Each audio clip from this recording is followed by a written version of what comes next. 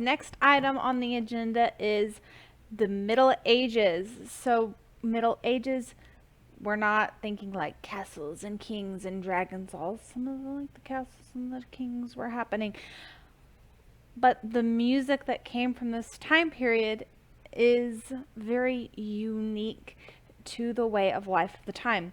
So please keep in mind the lack of technology that they had at the time. It was we were developing as humanity, not very much technology, and also religion very deeply affected the music that came from this time period. So please keep those two things in mind as you explore the Middle Ages.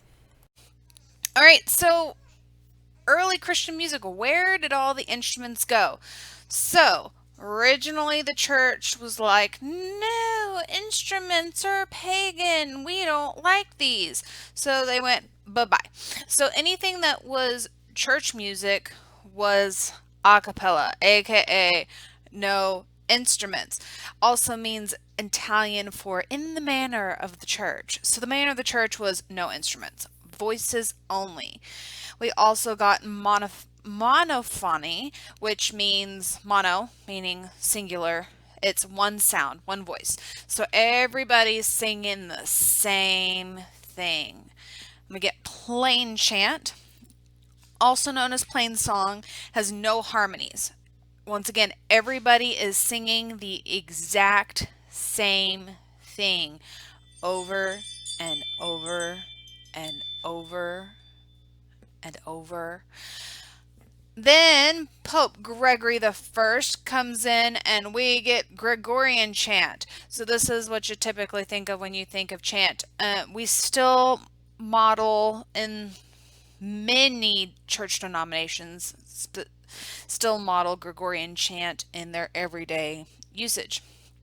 Neumes, this was our ancient way of writing down music. There's a picture of neumes over there. And then organum. Organum was created at Notre Dame. And for organum, you would have the main singer. He would be singing traditional plain chant. So one thing is happening, nothing else is happening. And then you'd have 2 to 3 singers underneath singing complementary melodies. So this isn't monophony anymore. It's not one anymore. There's multiple things happening, but you still have that plain chant kind of sitting at the top.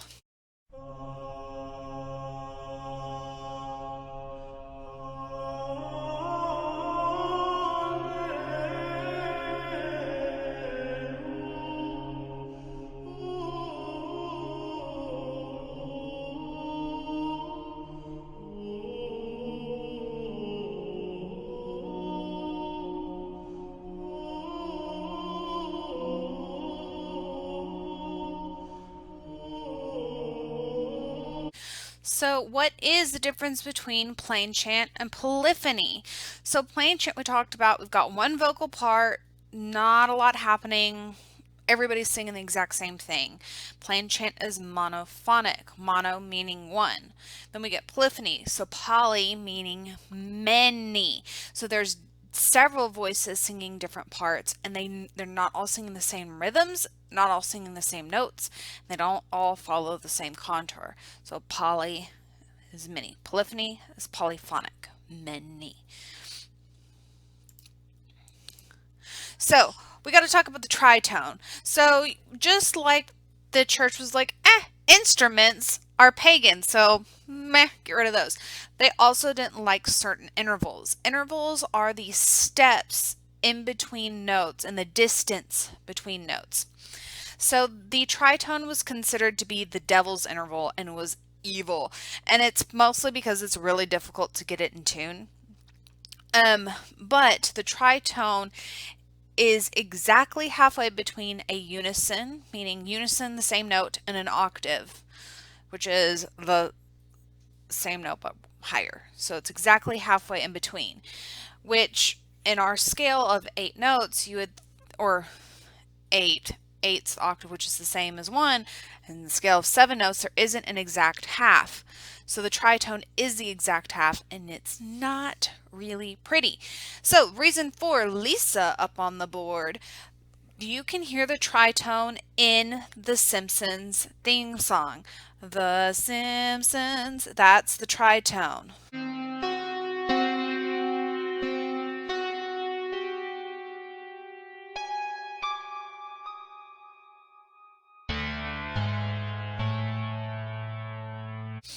All right, so now we need to go back to ancient notation. So we talked a little bit about neumes. So neumes has no pitch, no rhythm, but this is the original way that people tried to make sense of music. Kind of hard to read it.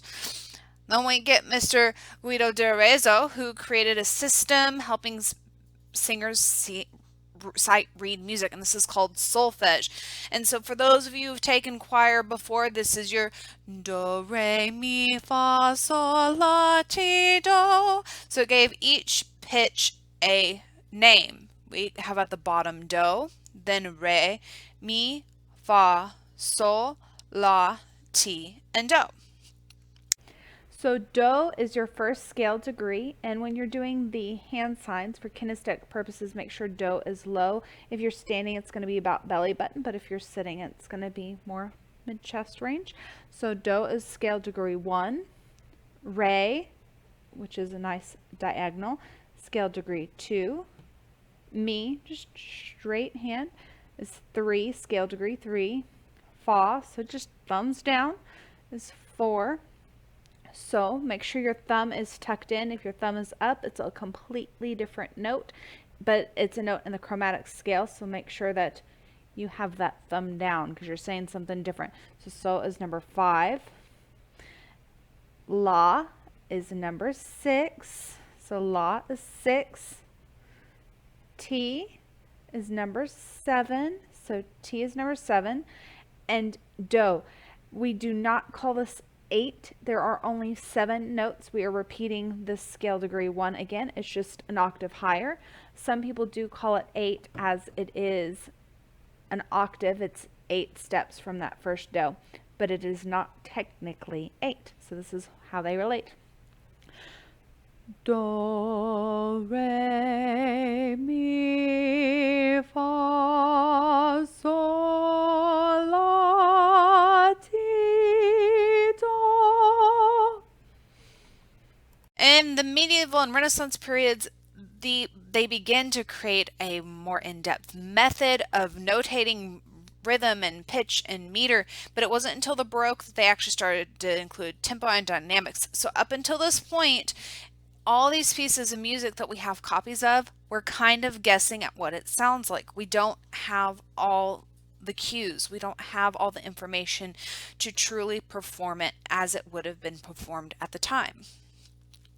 We can use educated guesses by studying ancient texts and paintings and accounts, but we will never truly know because we couldn't be there and we couldn't record it at the time.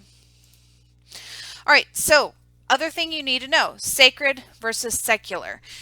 You need to know these words. They're very important, and we're going to keep coming back to these words, sacred and secular, for the rest of the semester. So you need to learn them. Super, super important. Big, flashy, pay attention to this. So sacred is music of the church. Everything that has to do with the church falls under sacred. Now, this doesn't matter what religion. If it's related to religion in any way, shape, or form, it's sacred. Sacred religion. Sacred religion. All right. So sacred included organum. Remember, we talked a little bit about organum. They got the main singer and the singing plain chant with a couple of other singers with complementary melodies. So they used chant, monophony 1, a cappella, no instruments. Then we get secular. This is the music of the people, and it had to do with everyday topics. I love this tree. I love life. I think that girl is pretty. This was the everyday topics, and it wasn't usually written down. It was an oral tradition. Very, very rarely was it written down, and it was spread by one person singing it to another, and then they would sing it. So It's like the game of telephone. By the time it gets to the other end, the last person to perform it, it's not the same as the original performance. Everybody put their own twist and spin on it. They used polyphony, so more than one person, more than one instrument, multiple things are happening. Poly, many. And they used instruments as well, whereas the church did not use instruments. So if you're listening to music from this time period and there's an instrument, it's not church music. It was of the people. All right. Thank you for watching this video. Make sure to remember to put in your code word in the quiz so that I know that you actually watched it. Please remember, this video does not replace the live lessons or watching recordings of the live lessons. I do not cover everything in the unit in these videos.